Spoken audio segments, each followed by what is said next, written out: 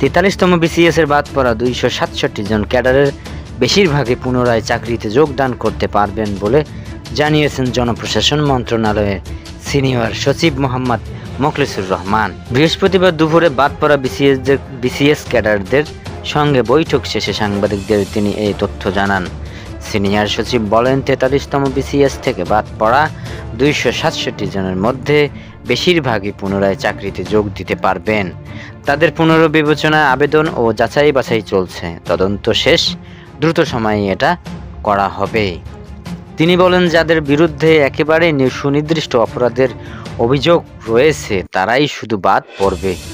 আগামী 15 জানুয়ারি 43 বিসিএস এর গেজেট প্রাপ্তরা চাকরিতে যোগ দেবেন। এ সময় সরকারি কর্মকর্তা কর্মচারীদের মহার্ঘ ভাতা দেওয়ার যে সিদ্ধান্ত সরকার নিয়েছে তাও শিগগিরই বাস্তবায়ন হবে বলে জানান মোখলেছুর রহমান।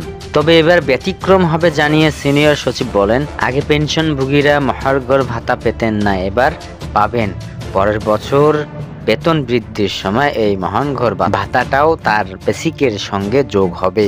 আসন্ন বাজেটে মহার্ঘ ভাতা কার্যক্রম হবে কি না এই প্রশ্নের জবাবে মোখলেছুর রহমান বলেন, এই বাজেটে মানে 30 জুনের মধ্যে আমি বলবো অবশ্যই এর মধ্যে হবে, তার আগে হবে ইনশাআল্লাহ। কোন মাস থেকে মহার্ঘ ভাতা ধরা হবে এই প্রশ্নের জবাবে তিনি বলেন, অনুমান করে বলা ঠিক হবে না, এর বিষয়ে অর্থ উপদেষ্টা ও অর্থ সচিব পরিষ্কার করে বলতে পারবেন।